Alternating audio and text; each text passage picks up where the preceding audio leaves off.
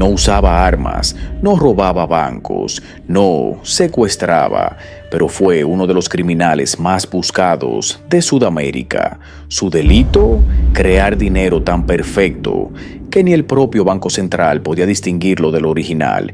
Su nombre era Héctor Fernández. No era un delincuente común, era un obsesivo, un perfeccionista, un artista. Mientras otros falsificadores buscaban estafar rápido y escapar, él buscaba una sola cosa, la perfección absoluta, billetes tan reales que pudieran engañar incluso a él mismo. Su historia mezcla talento, crimen, traición y soledad, desde pollitos bailarines en una calle de Morón hasta billetes que cruzaron continentes sin ser detectados, pero el precio de su genio fue alto y su final trágico. Esta es la historia de Héctor Fernández, el artista, el falsificador que convirtió el delito en arte. Ya dicho esto, acompáñeme a conocer el caso del argentino, que es considerado como uno de los mayores perfeccionistas en la falsificación de dólares en toda la historia. Héctor Fernández nació en Buenos Aires, Argentina, en la década de los 50, en una familia de clase trabajadora. Desde temprana edad demostró un talento poco común para el dibujo, el color y las técnicas plásticas. Su fascinación por las artes visuales se combinaba con una curiosidad técnica poco habitual. No solo quería crear imágenes, sino entender los procesos detrás de su reproducción. Aunque no cursó estudios universitarios formales en arte, era un autodidacta apasionado. Leía sobre técnicas de impresión, estudiaba materiales y experimentaba con pigmentos, tintas, tipos de papel y procesos químicos. La precisión lo obsesionaba.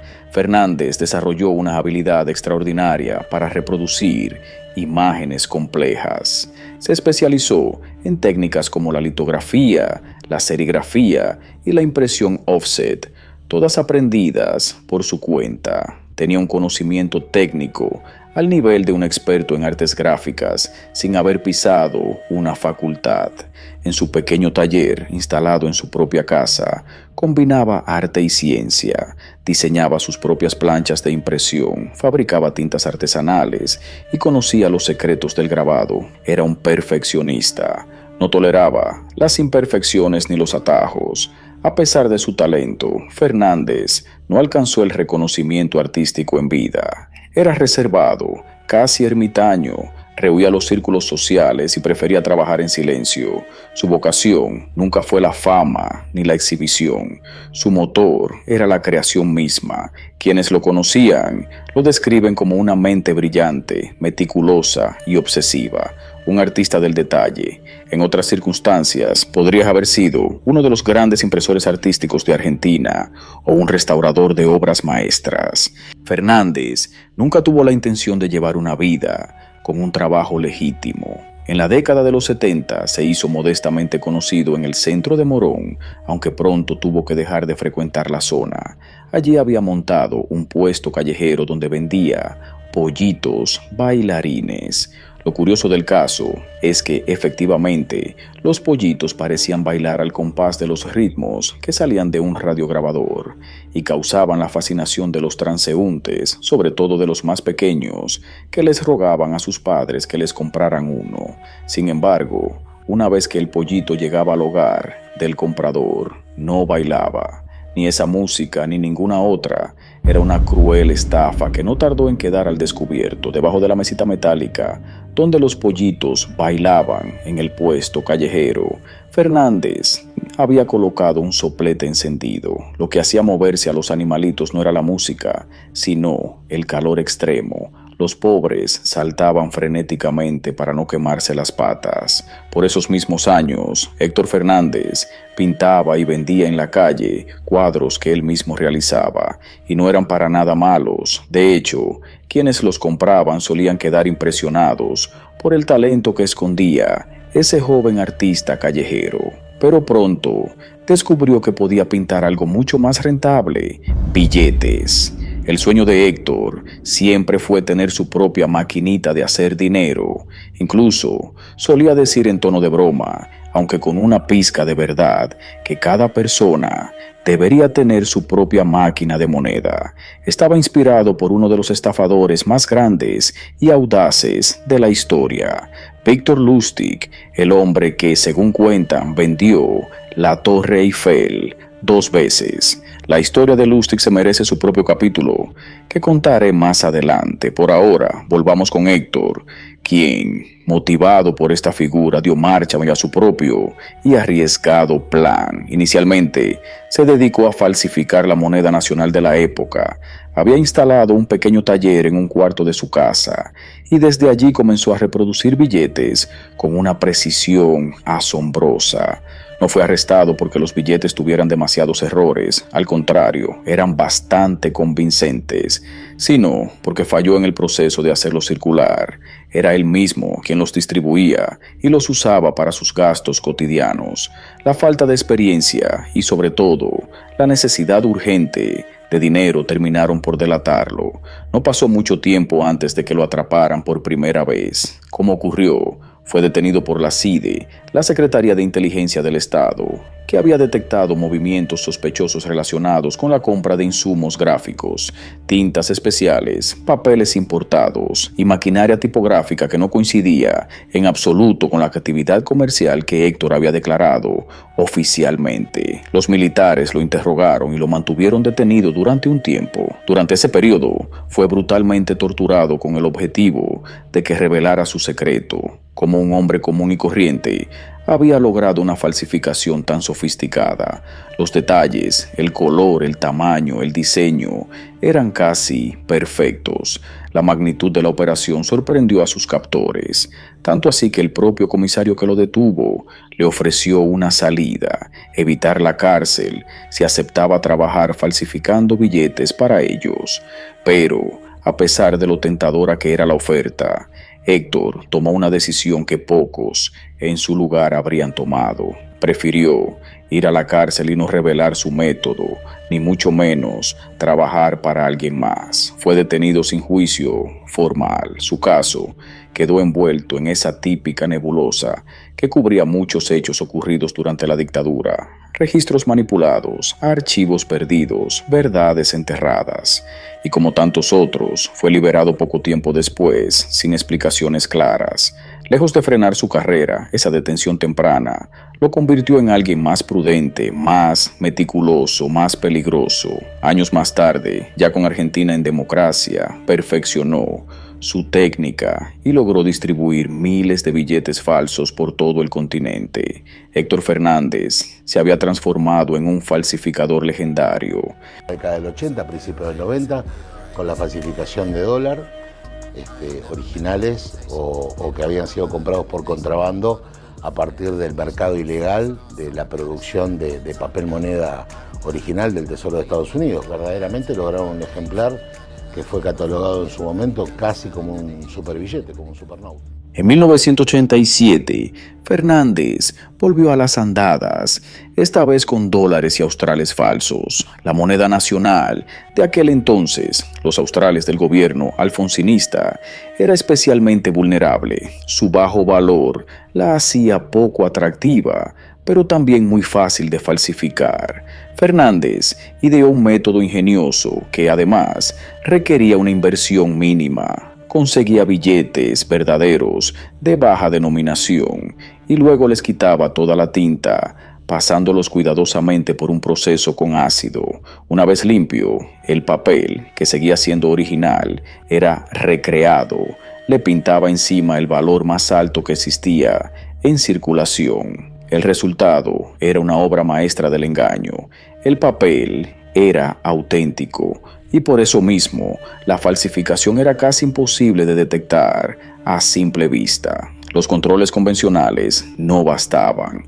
Tan convincentes eran esos billetes que cuando finalmente fue atrapado y oficialmente juzgado por esa operación, solo pudieron condenarlo por los dólares falsos.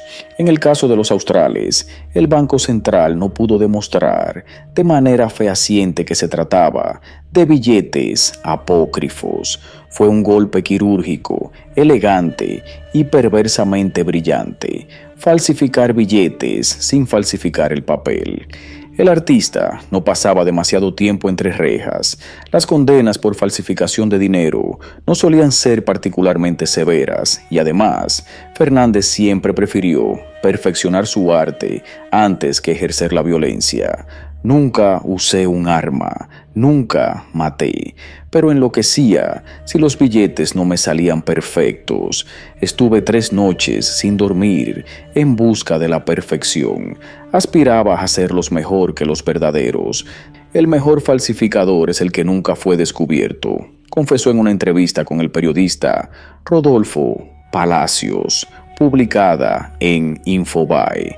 A principios de los años 90, Fernández operaba a gran escala como parte de una banda liderada por Daniel Bellini, el dueño del mítico boliche Pinar de Rocha, uno de los más reconocidos de la época. La organización se especializaba en dólares. Fernández los fabricaba con maestría y sus socios los hacían circular. El plan era ambicioso. No se trataba solo de inundar el mercado local, sino de sacar los billetes fuera del país y hacerlos circular por todo el mundo, incluso en Estados Unidos. Sus métodos se volvían cada vez más sofisticados. Utilizaba técnicas de serigrafía, una máquina especial para transformar pasta de papel en papel moneda, y terminaba cada billete a mano. Aplicaba la tinta brillante, estampaba el sello de agua, insertaba la faja de seguridad y sometía el papel a un tratamiento químico especial para que al tacto resultara indistinguible del original. Como toque final, cada billete pasaba por un sofisticado detector de moneda falsa. Solo aquellos que superaban la prueba eran puestos en circulación. Era falsificación de alta gama, artesanal y obsesiva. Para Fernández, no se trataba simplemente de imprimir billetes, se trataba de crear una obra de arte perfecta, capaz de engañar incluso a los expertos. En 1991, cayeron por la impaciencia de algunos miembros de la banda que trabajaban bajo las órdenes de su jefe. Fernández fue detenido como integrante de una organización dedicada a la falsificación de dinero, liderada por Daniel Bellini, el dueño del famoso boliche Pinar de Rocha, con quien operaban en las sombras. El artista terminó condenado a 4 años de prisión por haber falsificado $2 millones en el sótano de una quinta ubicada en el norte del conurbano bonaerense. Es perseguirlo, obviamente, y lograr capturarlo y lograr desbaratar una organización dedicada. Es un artista que ha utilizado sus conocimientos en el delito, pero que no deja de ser un artista. Pero existe una cuestión de romanticismo de parte del falsificador de lograr la mejor producción gráfica, y es un trabajo que no hay que desmerecerlo tampoco. Al cumplir su condena, Fernández intentó cambiar de rumbo. Durante un tiempo se dedicó a la pintura. Su tema favorito eran las mujeres a las que retrataba con obsesiva dedicación. Y también emprendió un proyecto insólito: construir un avión ultraliviano en el fondo de su casa. Años después, cuando la policía lo volvió a encontrar, se toparon con aquella extraña aeronave aún en construcción. No tardaron en sospechar que planeaba fugarse del país volando con una valija repleta de dólares falsos. Pero Fernández, con la misma calma con la que falsificaba billetes, les respondió: lo estoy armando para salir a pasear con mis hijos. Pero su obsesión por hacer dinero, literal y simbólicamente, lo estaba conduciendo hacia un pozo sin fondo. Fue en una casa de cambio en Paraguay donde algo llamó la atención. Un empleado, curtido en revisar miles de billetes al día, notó algo inusual. 2 de ellos tenían exactamente el mismo número de serie. No era un error menor. En los billetes estadounidenses, el número de serie funciona como una huella digital. Es único, irrepetible. Si 2 billetes lo comparten, uno de ellos o ambos es falso. Ahí comenzó la alarma. Se dio aviso inmediato a las autoridades. En cuestión de días, otros países vecinos comenzaron a reportar el mismo patrón: billetes perfectos, impecables, imposibles de distinguir del original, salvo por un detalle fatal: la repetición. El artista había vuelto. Héctor Fernández volvió a caer preso, no una, sino 2 veces más, en 2005 y en 2007. Fue tras una de esas detenciones que lo perdió todo: su esposa, sus hijos, su vida familiar. Una tarde, cansada de verlo acurrucado con una lupa sobre láminas de billete, su esposa le lanzó un ultimátum: esto no puede seguir así, las máquinas o yo. Él no lo dudó, eligió las máquinas. Según contaría tiempo después, su esposa se fue con otro. Así lo relata Rodolfo Palacios, quizás el periodista que más profundamente conoció al artista, en uno de sus perfiles. Para entonces, Fernández ya era una figura conocida en los bajos mundos y en ciertos círculos periodísticos. Su historial de falsificaciones lo había convertido en una especie de leyenda urbana. No eran pocos los cronistas que querían entrevistarlo, pero pocos los que lo lograban. Hasta su separación era su esposa quien atendía las llamadas de los periodistas. Siempre respondía con la misma frase, cortante y con tono de desprecio: ¿por qué no se dedican a entrevistar a gente honesta, a bomberos, a fileteadores o a enfermeras? Les decía antes de colgar. Con el paso de los años, Fernández comenzó a mamañorar algo que parecía más difícil que falsificar el billete perfecto: recuperar a su familia. Quería reencontrarse con su esposa, volver a ver a sus hijos, pero no se atrevía ni siquiera a llamarlos por teléfono. Sabía que las probabilidades de ser aceptado nuevamente eran escasas, pero aún así insistía. Necesito volver y retirarme a lo grande, decía, como si aún tuviera una última obra maestra por ejecutar. El 3 de mayo de 2012 volvió a ser arrestado.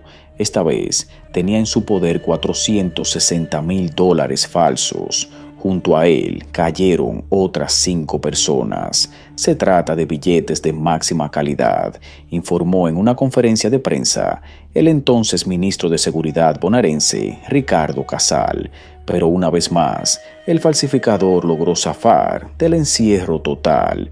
Obtuvo la libertad condicional. Sin embargo, cuando regresó a su apartamento, se enteró de la traición que marcaría su última gran caída. Su amante, aprovechando que él estaba tras las rejas, vació por completo la casa, se llevó los cuadros, los muebles y todo lo que pudiera vender. Ni el inodoro me dejó, se quejaría después Héctor Fernández, el artista, con una mezcla de indignación, dolor y resignación. El hombre que había dedicado su vida a fabricar dinero terminó muriendo sin un centavo. El perfeccionista de los billetes falsos, el artesano del engaño, pasó sus últimos días en la miseria. Ya no fabricaba dólares, sobrevivía vendiendo bombachas, calzoncillos y su propia ropa usada en ferias americanas del barrio de Once. Murió solo en 2013, lejos de aquella obsesión que lo había convertido en leyenda dentro del mundo clandestino. Nunca reveló los secretos de su técnica, ni siquiera en los momentos de mayor necesidad.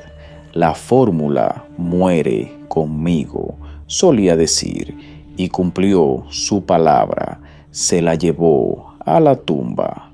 Y con esto culminamos con el caso de Héctor Fernández, el argentino que fue considerado como uno de los mayores falsificadores de dólares de toda la historia. Gracias por acompañarnos y ahora te quiero recomendar un video que vas a estar viendo por aquí en pantalla, el cual es el del mayor impostor de toda la historia. Un hombre que adoptó más de 8 tipos de personalidades diferentes. Así que ve y dale click. Y como siempre te digo, si te gustó el contenido, déjame un like, sígueme y nos vemos en la próxima. Bye bye.